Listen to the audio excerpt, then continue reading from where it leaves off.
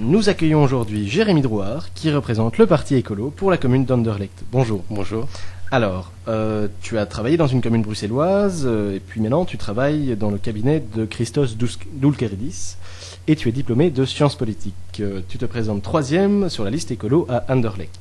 Alors, je te rappelle le principe de l'émission. Tu as 1 minute 30 pour répondre à notre première question.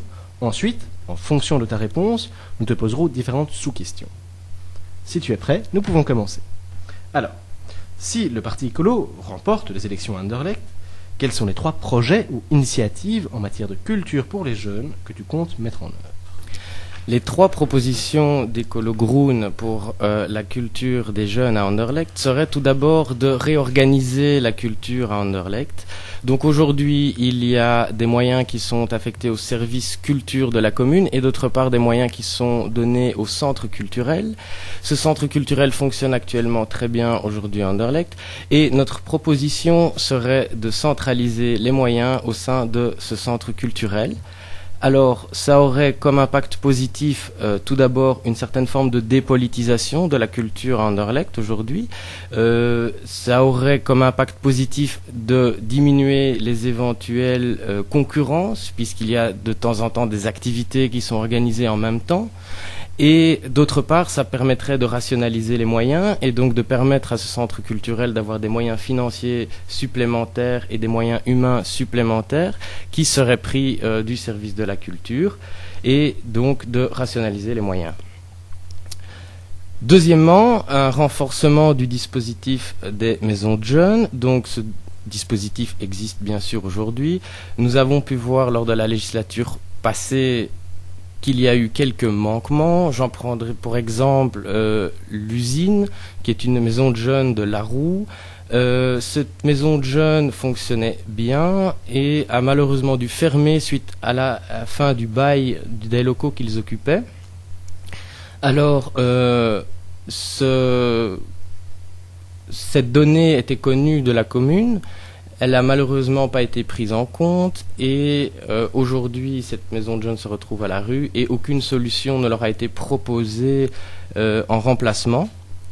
Et d'autre part, ce renforcement du dispositif des maisons de jeunes aurait comme aspect positif de mettre les jeunes comme créateurs de culture et non pas comme seulement consommateurs. Et donc, voilà. Troisième chose, plan jeune local, c'est une proposition d'un processus participatif qui se veut transversal et donc plus général que la culture. Et donc la proposition serait de permettre la création d'un organe participatif qui prendrait en compte les besoins des jeunes pour toutes les compétences communales qui les touchent. Et donc ça pourrait être via un outil tel que la création d'un conseil consultatif de la jeunesse qui intégrerait l'ensemble des acteurs, donc des représentants de maisons de jeunes, d'ASBL et autres, ainsi que des écoles. Et ça permettrait d'avoir un lieu de rencontre des différentes formes de jeunesse qui sont à Anderlecht et d'avoir des propositions pour ce qui les concerne.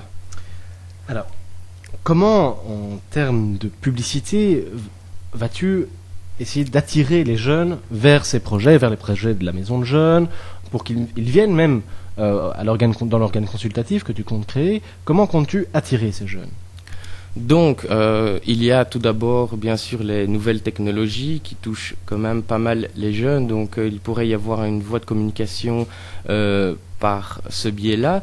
D'autre part, le tissu associatif à Anderlecht est assez dense et donc l'interaction, le bouche à oreille et autres communications au sein de ces diverses associations pourraient attirer les uns et les autres à se rencontrer et à connaître d'autres choses qu'ils ne connaissent pas encore.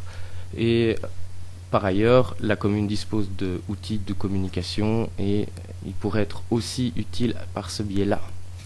Alors, je ne peux pas passer à côté de cette question. Dans la crise économique que le monde entier subit pour le moment, comment est-ce que tu vas financer ces projets?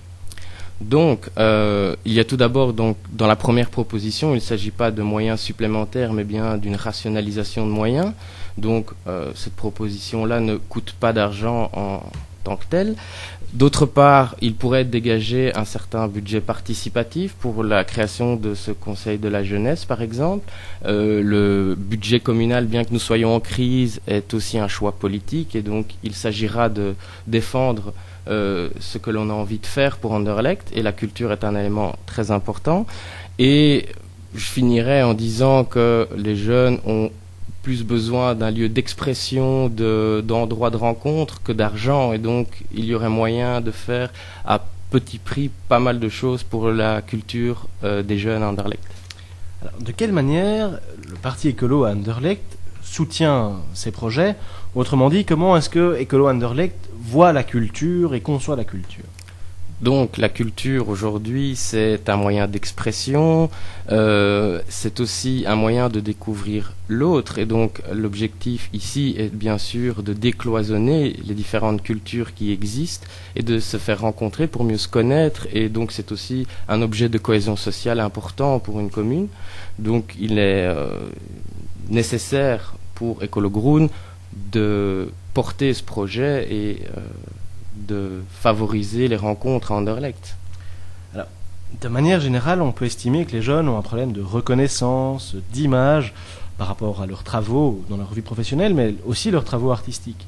En quoi est-ce que les projets que tu viens de me présenter vont permettre de les remettre au centre des attentions et de les montrer d'une manière positive? Donc, dans les 3 propositions qui ont été faites en début d'interview, il y a tout d'abord, je dirais, le jeune en tant que consommateur de culture, il y aurait d'autre part le jeune en tant que créateur de culture, et finalement d'en faire un acteur de la société et de la commune et du monde qui l'entoure. Donc la revalorisation passe par ces divers moyens d'expression et de connaissances qui pourraient être acquis au sein des divers organismes qui seraient créés et revalorisés, en tout cas pour la commune. Alors, notre interview touche déjà presque à son terme. Je vais maintenant te poser la dernière question. Ici, où on est plus branché musique, est-ce que toi, ou ton parti à Anderlecht, Écolo donc, organise un événement qui a pour but la découverte d'un style musical en particulier ou d'un genre de musique particulière? Le but, par exemple, de la création et de la centralisation d'un centre culturel fort serait d'avoir une collaboration avec la commune, et donc si nous devenions échevins de la culture à Anderlecht, nous aurions une collaboration intense avec le centre culturel qui pourrait organiser par exemple un festival de musique pour les jeunes anderlechtois et pour les jeunes artistes anderlechtois, pour ce qui concerne la musique bien sûr. Je citerai aussi par exemple un parcours d'artistes qui actuellement n'existe pas à Anderlecht. Voilà, eh bien un tout grand merci d'être venu répondre à toutes nos questions. Alors je rappelle que tu te présentes 3e sur la liste écolo à Anderlecht. Bien voilà, bonne chance pour les élections. Je vous remercie.